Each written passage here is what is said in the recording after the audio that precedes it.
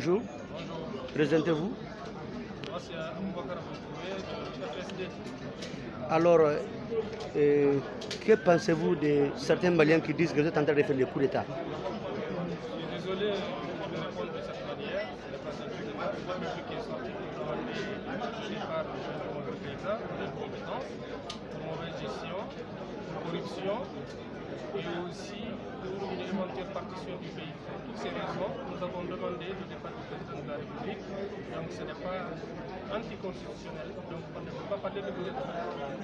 Alors, est-ce que vous avez tiré une leçon après les grands meetings du vendredi passé? C'est normal qu'on tire des leçons. L'organisation, on peut dire qu'elle a été plus ou moins bien faite, quand bien même il y a eu des insuffisances que nous allons corriger dans le futur. Nous sommes quand même très contents du résultat obtenu, de la mobilisation surtout, parce que le peuple malien a répondu, le peuple malien aujourd'hui est devenu mûr, le peuple malien aujourd'hui sait ce qu'il veut, le peuple malien a compris qu'il doit sortir pour défendre les intérêts de la République et de la démocratie. Que pensez-vous de certains qui disent que c'est impossible ou ambiguïté même de voir certains hommes politiques et religieux et également société civile ensemble, qu'il y a quelque chose derrière ça? Monsieur le journaliste, personne ne peut nous donner des leçons ici. Il est arrivé au pouvoir en 2013 par l'aide bien sûr de ceux qu'ils appellent les religieux. Donc les religieux c'est des Maliens comme tout le monde, ils ont leur mot à dire dans la gestion du pays.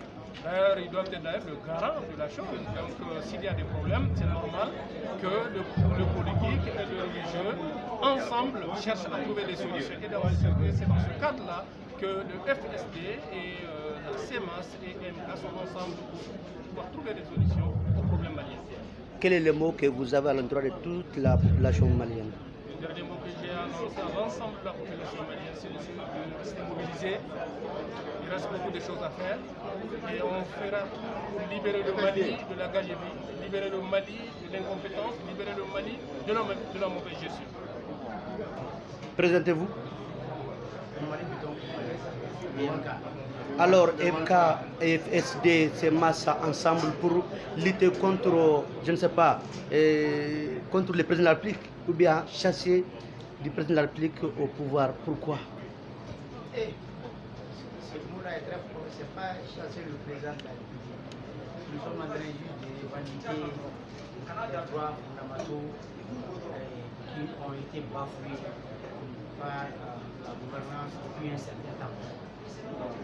C'est démocratique, c'est légitime, c'est la Constitution qui nous autorise ça aussi. Et il lui a été confié une mission claire, nette et précise. Malheureusement, il n'est pas parvenu à relever le défi. Pendant 7 ans, il a eu à changer de gouvernement 7 fois. Donc, malgré tout cela, les problèmes demeurent. Dans aucun, c'est-à-dire qu'il n'y a même pas un seul secteur où on peut espérer qu'il y a un début d'avancement ou un début d'amélioration des conditions dans ce secteur. Aucun secteur. Donc, face à ce constat amer et regrettable dans tous les domaines, surtout sécuritaire et scolaire, les Maliens ont décidé ensemble de faire face à leur destin et de prendre leur destin en main. C'est sûrement ça, ce n'est pas de chasser le président, c'est la démocratie. C'est nous qui l'avons voté pour être président. S'il a échoué dans sa mission, c'est à nous de lui demander, si lui-même n'a pas reconnu, c'est à nous de lui demander de démissionner purement et simplement de sa fonction. Et en ce moment, les choses vont être... Est-ce que vous vous attendez bien avec la communauté internationale et les autres partenaires du Mali qui sont là pour aider le Mali? Bon, ça c'est une question ça c'est des dits qui sont là pour faire peur aux gens. Moi je ne dirais même pas la communauté internationale, moi j'ai dit la soi-disant autoproclamée communauté internationale. Bon, si le peuple est souverain, si on prend notre destin en main, ils n'ont pas le choix, ils vont nous suivre. Parce que c'est nous qui sommes les citoyens de ce pays. Et c'est à nous que l'avenir de ce pays revient. Donc ils sont obligés de se rallier à nous. Vous les connaissez déjà, ils sont là avec toi quand tu pilles ton pays pour eux. Quand tu les laisses piller ton pays, ils ils font tout pour essayer de te défendre, et puis te garder au pouvoir. On a vu le cas de Blaise, ils ont fait tout pour garder Blaise, mais malheureusement, la masse populaire, à cause de la pression de la masse populaire, ils ont été obligés de se rendre à Débina, c'est-à-dire de sauver la tête même de Blaise. Donc c'est exactement le même scénario. Partout dans le monde, si le peuple se révolte, c'est la victoire. Il n'y a même pas du tout. Seul le peuple est souverain. Nous avons la Barkhane ici, l'aménagement ici et tellement de forces étrangères au Mali. Est-ce qu'ils vont accepter que vous allez faire partir les présidents comme ça? Bon, c'est ce que j'ai dit. Ils n'ont pas le choix. Ce n'est pas leur président, c'est notre président 1. De 2, le Mali nous appartient, le Mali ne les appartient pas. Et d'ailleurs, c'est cette idéologie qu'on veut faire comprendre à nos concitoyens. Il ne faut même pas compter sur ces gens-là. Parce que d'ailleurs, ils ne sont même pas là pour nous aider. Comme vous l'avez dit, on a plus de 3000 forces étrangères sur notre sol, contre seulement moins de 30 000 forces étrangères sur le sol malien. Contre seulement moins de 3000 combattants. Ils ne parviennent pas à bout plus de 7 ans aujourd'hui. Donc qu'est-ce qu'il faut ici? Si ce n'est pas de la politique. Donc nous sommes pris dans cette logique-là. Nous savons que notre armée, même pas notre armée, même les jeunes du quartier peuvent gagner ce terrain-là contre ces gens-là. Parce que c'est des éléments de la France. Il faut dire les choses comme elles sont. Le Mali n'a pas de terroristes, le Mali n'a pas de djihadistes, le Mali n'a pas d'islamistes. C'est la France qui est terroriste, c'est la France qui est islamiste, c'est la France qui est djihadiste. C'est la France qui les finance, c'est la France qui les entraîne, c'est la France qui les fournit des informations. Nous sommes au courant de tout ça. Donc nous ne sommes plus dans cette logique de communauté auto-proclamée internationale. Nous ne sommes pas dans ça. On veut seulement notre Mali et uniquement notre Mali. Nous avons demandé la démission d'Ibn Boubacar Keïta avant 18 heures. Et on le maintient. Alors aujourd'hui, nous voyons que vous êtes là pour une conférence de presse. Quel sera le mot d'ordre cette fois-ci? Bon, galanterie oblige.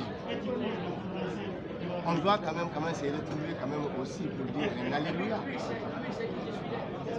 Et remercier les uns les autres, il faut le dire. Parce que qu'est-ce qu'on attendait derrière ces rassemblements? Que l'opinion nationale et internationale comprennent que le Malien peut se retrouver. On a vu plus d'1 million de Maliens dans la rue pour une première fois. Le résultat de tout ça, c'était quoi? Dire à l'opinion nationale et internationale que le Mali peut être un seul homme pour dire un seul mot. Ce jour-là, pendant le rassemblement, on a dit la démission d'Ibn Boubacar Keïta. Et je pense qu'aujourd'hui, nous avons jugé nécessaire la CEMAS, MK, le FSD et tous les autres conseillers aujourd'hui qu'on remercie le peuple malien. Ça fait partie de notre culture. C'est ce qui fait aussi faire la beauté du Malien. Angou Wele, Angou Fou. Et je pense que la cérémonie d'aujourd'hui, c'est remercier les Maliens et les Maliennes et leur dire de rester motivés, de rester vigilants, mobilisés. Aujourd'hui, Présentez-vous.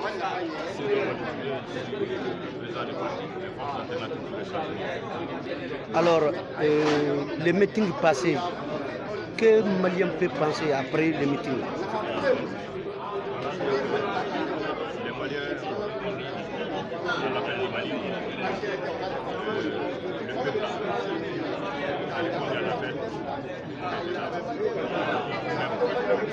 On a aussi constaté que le peuple est sorti d'exprimer son ras-le-bol par rapport à la mauvaise gouvernance, par rapport à la gestion chaotique de l'État. Gestion qui a été pensée, préméditée, organisée, mise en œuvre par le président Ibn Boubacar Keïta.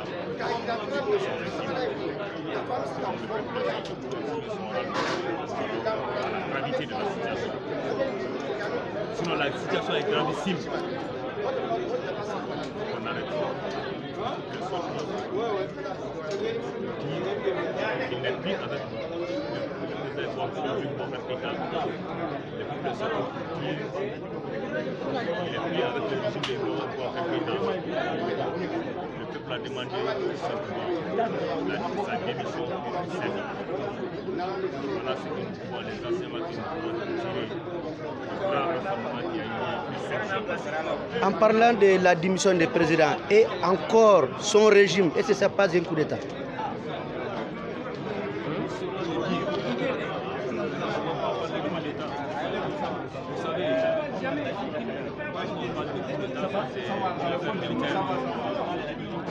Vous savez, nous sommes des associations de partis politiques. Nous avons demandé à l'économie de rendre au peuple malien sa souveraineté. Quand on te confie une mission au niveau de la plus haute sphère de l'État, si vous ne parvenez pas à assumer votre rôle de président, je vais tout simplement rendre au peuple sa souveraineté. Nous nous inscrivons dans ça, nous nous inscrivons pas. Nous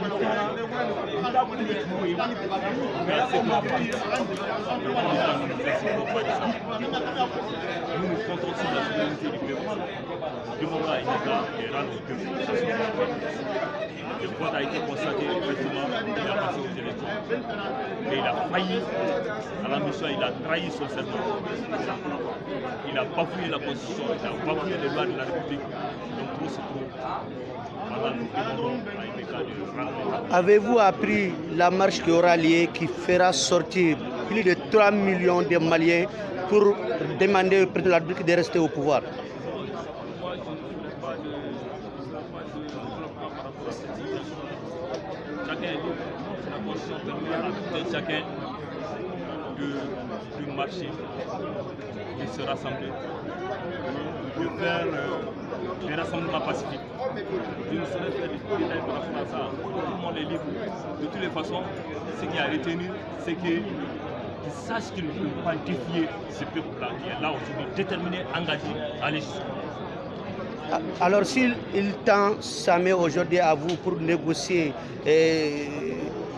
sa place, qu'est-ce que vous allez, est-ce que vous allez accepter ou bien vous allez refuser? Oh, il n'y a pas une question de négociation. Si le mot d'ordre est connu, pas une question de négociation.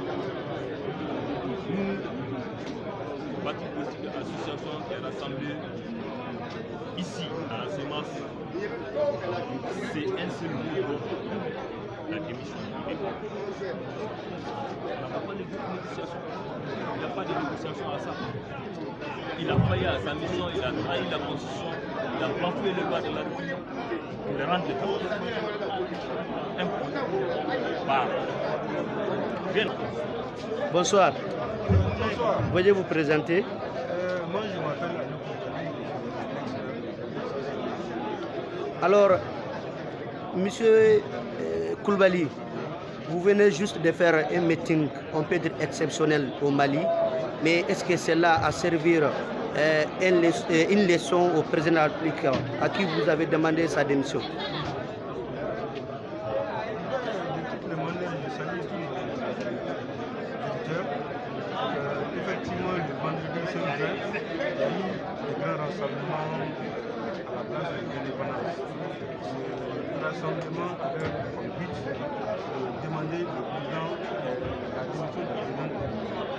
Effectivement, comme on l'avait voulu faire, jusqu'à présent, on constate que cette démission n'est pas effective. Si le rassemblement a servi de leçon ou bien s'il n'a pas servi, c'est aux président de savoir ça. Mais nous, à notre compréhension, vu le monde qui est sorti, ce président quand même a perdu toute sa légitimité aux yeux du peuple, aux yeux de la communauté nationale. Est-ce que la communauté internationale va accepter que vous allez faire partie le président de la République comme ça? C'est la communauté internationale d'accepter ou de ne pas accepter, c'est la peuple de décider. Et aujourd'hui, comme je le disais tantôt, vu le nombre de personnes qui sont sorties l'autre jour, il va sans le dire que le président a perdu sa légitimité vis-à-vis du peuple et le dernier mot deviendra au peuple s'il doit partir de ici, il ne peut pas partir. Monsieur Koulibaly est en train de lutter contre le président pour le faire partir. Est-ce que ça pas ce qu'on appelle quelque chose parce que vous avez fait partie de la mairie de la commune 6. Mais ce n'est pas moi qui lutte. Je fais partie du peuple qui est en train de lutter. Ce n'est pas une lutte personnelle. Aujourd'hui, la question qu'il faut se poser, est-ce que les revendications du peuple sont légitimes ou bien elles ne le sont pas? Aujourd'hui, tout le monde est sûr, tout le monde est d'accord que ce que nous réclamons, ça tape à l'œil nu.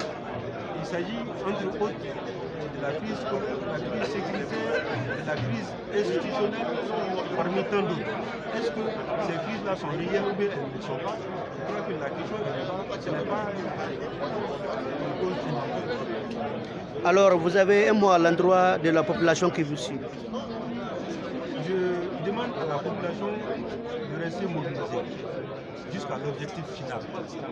Parce que faire partie du président n'est pas chose aisée. Donc il faut que le peuple se prépare pour la résistance, il faut que le peuple s'inscrive dans la durée. Et je pense que l'objectif final sera atteint dans les jours à venir. Tout le monde sait que vous êtes à l'IRD, qui est le parti aujourd'hui des chefs de file de l'opposition, Soumaïla Cissé, qui est disparu il y a à peu près 75 jours. Alors, est-ce que vous voulez faire partie du président de la République pour le faire remplacer par qui? Justement, pour celui qui est disparu ou bien par qui justement? Mais il y a une vingtaine de millions de personnes dans le pays. On ne peut pas dire que quand le président part, on va se soucier de son remplacement. Avant que lui ne soit là, il y avait le président. Quand il va partir, nécessairement, il y a des moyens plus valables pour lui qui vont le remplacer. Ça, il n'y a aucun problème. Vous avez un mot à l'endroit de votre président qui est disparu, Soumaïla Cissé? Je demande à tout le monde de prier encore pour le président Soumaïla Cissé, pour qu'il puisse revenir sain et sort. Et je demande également aux autorités de s'impliquer pour que le président retrouve sa liberté et qu'il retrouve également sa famille. Pensez-vous qu'il a vécu justement? Ça, je ne sais pas. Peu importe la personne avec laquelle il est, nous prions pour qu'il retrouve sa liberté et nous demandons aux autorités de s'impliquer. Certains demandent si ce n'est pas le président de la République et son fils et Emmanuel Macron qui ne sont pas derrière l'enlèvement de Soumaïla Cissé. Pensez-vous ça ou bien vous pensez autrement? Bon, on ne connaît pas le sexe du diable. Donc on ne peut pas faire des accusations gratuites, dire aujourd'hui qu'il est avec le président IDK, il est avec les gardistes, il est avec ceci, il est avec cela. Notre objectif est qu'il soit libéré, donc nous prions Dieu, nous demandons à tout le monde de prier pour lui. Merci.